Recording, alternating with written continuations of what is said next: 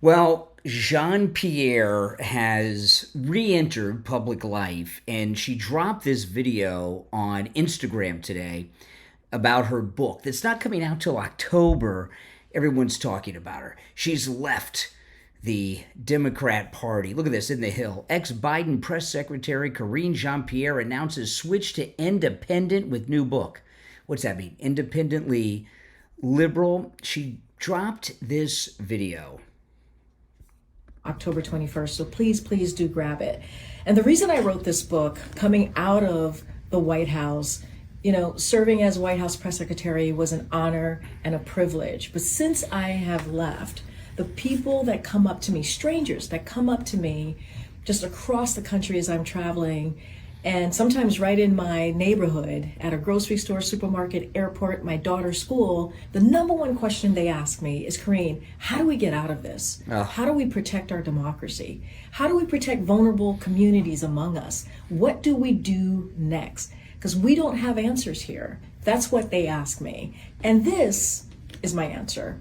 And what I mean by that is, in an era of misinformation, disinformation, the regressiveness of social policy, what we're seeing currently right now, what I have decided to do, and I really have thought long and hard about this, is to follow my own compass.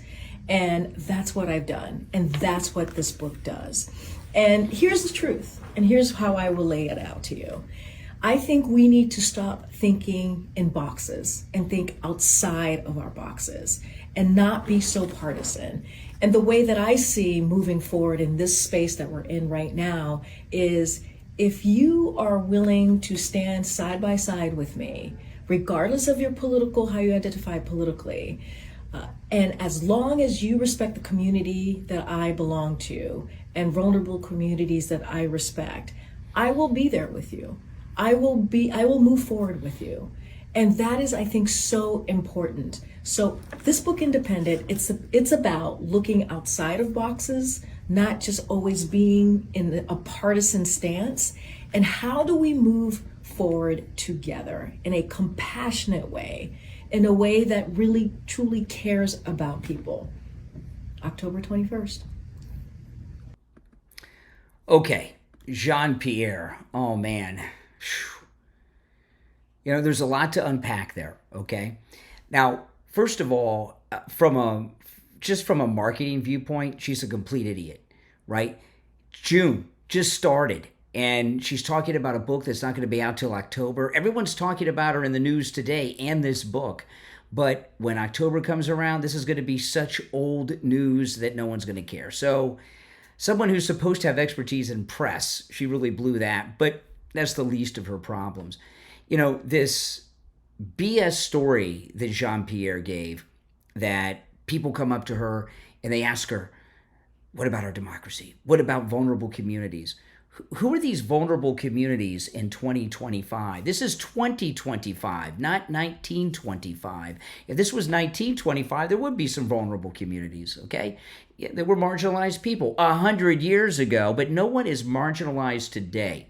Now, they were trying to marginalize a certain group of the American people by bringing in tens of millions of illegal aliens. But the thing about Jean-Pierre, if I were interviewing her, she is an immigrant to the United States, a legal immigrant. And here she is, been covering up for this plot, the Autopen Committee, this plot to, repopulate the United States with illegals when she's a legal immigrant. Another thing about this is, what is she writing in this book? Is it even written yet? If it's not out till October, is the book even written yet? Is that just a cover that she printed up and put on another book from one of those on the shelves? Did she just grab one from the shelves behind her and put that cover on it? I don't even know if she's written the book yet.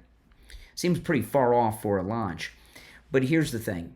She is a part of one of the greatest, biggest corruption scandals in the history, probably the biggest corruption scandal in the history of the United States presidency. That is the Autopen Committee. She was well aware of this, okay? She knew he was out of it. She could smell the adult diaper. She knew everything that was going on, Jean-Pierre, and she covered. She came up with that deep fake nonsense, all right?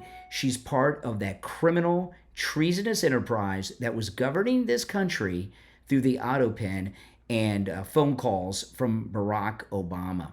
And I hope she goes on the interview circuit like Jake Tapper did and go on with real people that are going to ask real questions. I don't think she will, because she's afraid of those questions, because she is a part of that criminal conspiracy.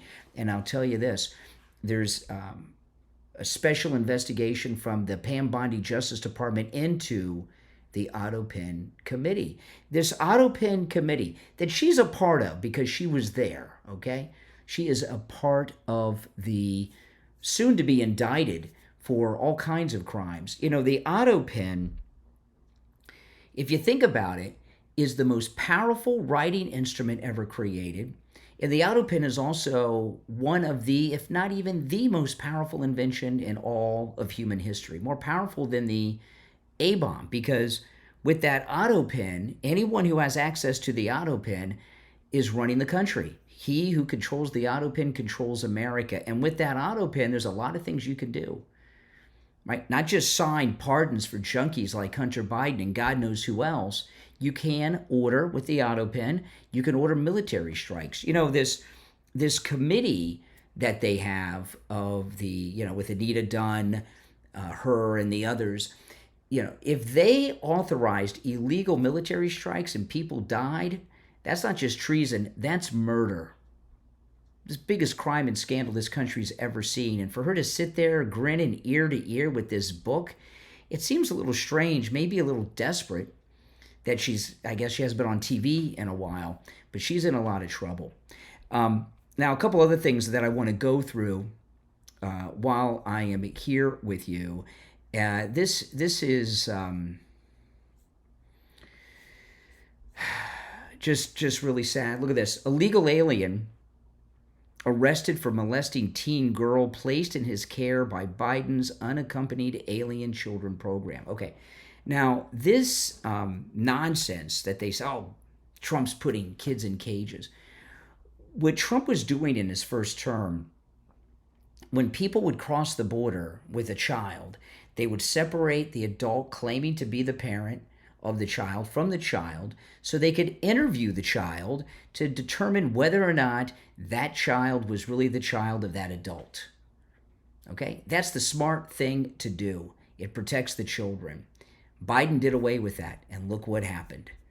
This pedo. A 37-year-old illegal immigrant was arrested in Palm Beach County, Florida.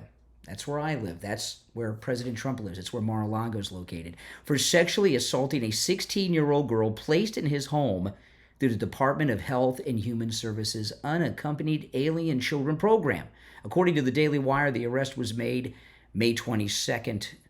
According to the charging documents from the Palm Beach County Sheriff's Office, he faces 3 counts of sexual assault on a minor. The victim, who arrived in the U.S. in August 23 as an unaccompanied minor, was sent by HHS to live with this creeper and others in a loosely vetted household. Police reports detail a horrifying pattern of abuse, with Lopez, that's the creeper, allegedly taking advantage of the girl's isolation to assault her on multiple occasions in February 24.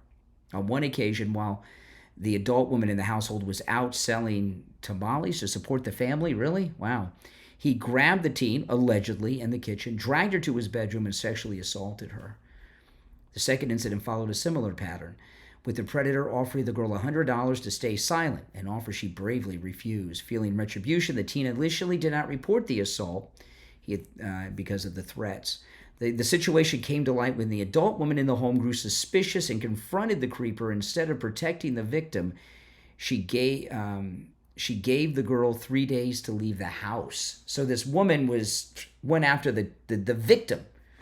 The teen, now facing homelessness, sought refuge with a church friend who later became her legal guardian. It was only in this safe environment that the girl felt secure enough to report the abuse.